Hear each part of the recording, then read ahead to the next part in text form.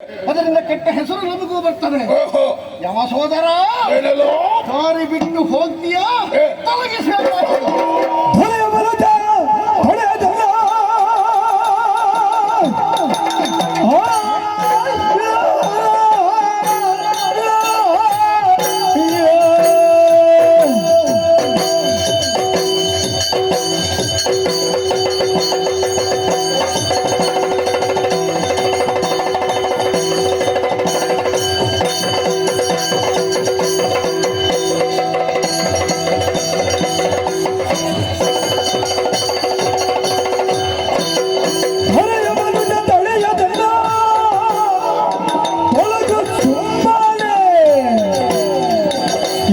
ದೂರ ದೃಷ್ಟಿಯನ್ನು ಕೆಡುವೆ ಗಮ್ಮನೆ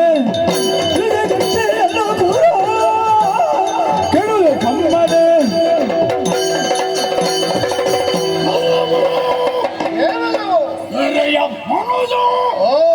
ಯಾರ ಮೂಲಕವೋ ನನ್ನ ಇರವನ್ನು ತಿಳಿದು ನನ್ನನ್ನು ಪದಚ್ಯುತನನ್ನಾಗಿಸುವುದಕ್ಕೆ ಯಾವಳೋ ಒಬ್ಬಾಕೆ ಹೆಣ್ಣನ್ನು ಕೂಡಿಕೊಂಡು ಇಲ್ಲಿಗೆ ಬಂದೆ ಏನೋ. ನನ್ನ ಹೆಂಡತಿ. ಹೌದೇ? ಕಂಡ ಕಡೆಗೆಲ್ಲ ಹೆಂಡತಿಯನ್ನು ಕರ್ಕೊಂಡು ಹೋಗುವವನೇ. ಬಹುಶಃ ನಿನ್ನ ಹೆಂಡತಿ ನಿನ್ನೊಟ್ಟಿಗೆ ಬರುವುದಿಲ್ಲ ಕಾಣುತ್ತದೆ. ನನಗೆ ಹೆಂಡತಿಯೇ ಇಲ್ಲ. ಹೆಂಡತಿ ಇಲ್ಲದೆ ಇದ್ದರೆ ನಿನ್ನಿಂದ ಯಾವುದೇ ಒಂದು ಕಾರ್ಯ ನಡೆಯುವುದಿಲ್ಲ ಅಂತ ಕಾಣ್ತದೆ. ಅದು ಇದ್ದವರಲ್ಲಿ ಕೇಳು, ಇದ್ದ ಸುಖ ಏನು ಅಂತ. ಇಲ್ಲದೆ ಇದ್ದ ನಿನ್ನಲ್ಲಿ ಇರ್ತದಕ್ಕೆ ಮಾತಾಡುದು. ನನ್ನ ಬಗ್ಗೆ ನೀನು ಸರಿಯಾಗಿ ತಿಳಿದುಕೊಂಡ ಏನದು? ನನ್ನ ಕುರಿತಾಗಿ ಭಯ ಪಡ್ತಾನೆ, ಗಡಗಡನೆ ನಡೆಯುತ್ತಾನೆ. ಇಂದ್ರಾದಿ ದೇವತೆಗಳು ಗೀತರಾಗ್ತಾರೆ ಅಂತಲ್ಲಿ ನನ್ನನ್ನು ಕೆಣಕುತ್ತೇನೋ ಏನೋ. ಎಲ್ಲಾದರೂ ಮುಂದುವರಿದು ಬಂದೆ ಅಂತಾದ್ರೆ, ನನ್ನನ್ನು ಪ್ರಶ್ನಿಸಿದೆ ಅಂತಾದ್ರೆ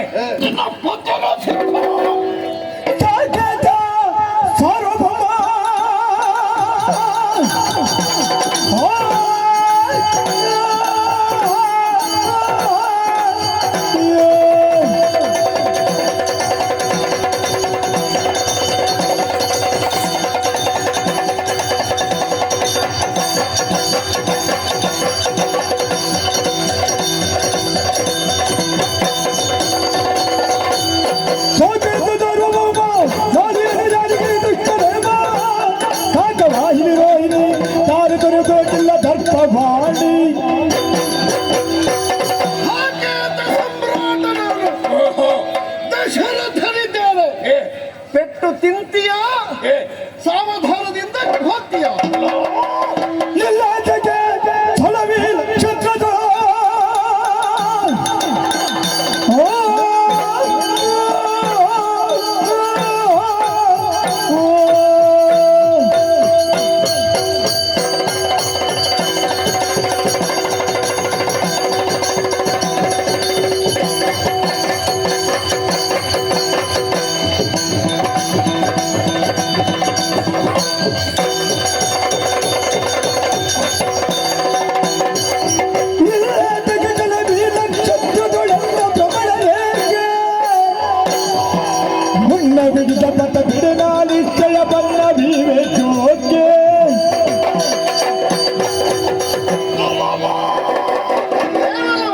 ಪ್ರಕೃತಿಗೆ ವಿರುದ್ಧವಾಗಿ ಯಾವುದೇ ಒಂದು ಕಾರ್ಯವನ್ನು ಮಾಡಿದ್ರೋ ಬದುಕುವುದಕ್ಕೆ ಸಾಧ್ಯವೇನೋ ಇಲ್ಲ. ಪ್ರವಾಹದ ಎದುರು ಈಜುವುದಕ್ಕೆ ಮುಂದಾದ್ರೆ ಏನಾದೀತೋ? ಮುಳುಗೀತು. ಬೆಂಕಿಗೆ ಕೈ ಹಾಕಿದ್ರೆ ಏನಾದೀತೋ? ಹುಟ್ಟೀತು. ತಲೆ ಗಟ್ಟಿ ಉಂಟು ಅಂತ ಬಂಡೆಗೆ ಹೊಡೆದುಕೊಂಡ್ರೆ ಏನಾದೀತೋ? ಗುಡಿಯಾದೀತು. ಏನೋ ನನ್ನ ಭ್ರಮಣ ರೇಖೆಯಲ್ಲಿ ಸಾಗುತ್ತಾ ಇದ್ದೇನೆ. ರೋಹಿಣಿ ನಕ್ಷತ್ರ ಪುಂಜದಲ್ಲಿ ನೆಲೆಸಬೇಕು ಅಂತ ಮನವಾಯಿತು. ನನ್ನನ್ನು ವಿಚಾರಿಸುವುದಕ್ಕೆ ಮಾನವನಾದತ್ತ ನೀನು ಬಂದದ್ದು. ದೇವವರ್ಗವನ್ನು ಸೃಷ್ಟಿಸುವ ನೈತಿಕ ಹಕ್ಕು ನಿನಗಿದೆಯೇನೋ? ನರನೇ, ನಿನ್ನ ಶಿರ ಹೋಗಿತ್ತು ಯೋಗ್ಯ. ದೇವತೆಯಾಗಿ ನೀನು ಸಜ್ಜನರಿಗೆ ಕಟ್ಟ ಕೊಡ್ತಿ ಅಂತಾದ್ರೆ ನಿನ್ನನ್ನು ಪ್ರಶ್ನಿಸಿ ಏನು, ನಿನಗಿಂತ ಆಚರಣೆಯನ್ನು ಪ್ರಶ್ನಿಸಿ. ನಾನು ಪೀಡಕಾರಕ ಹೌದು, ಭೀತಿಕಾರಕ ಹೌದು, ಹಾಗೆಂತ ಪ್ರಾಣಹಾರಕನೆಲ್ಲ ತಿಳಿದಿರು. ಹೌದಾ? ಹಾಗಾದ್ರೆ ನಿನಗೆ ಪೆಟ್ಟು ತಾಗ್ತದ ಇಲ್ವೋ ನೋಡು.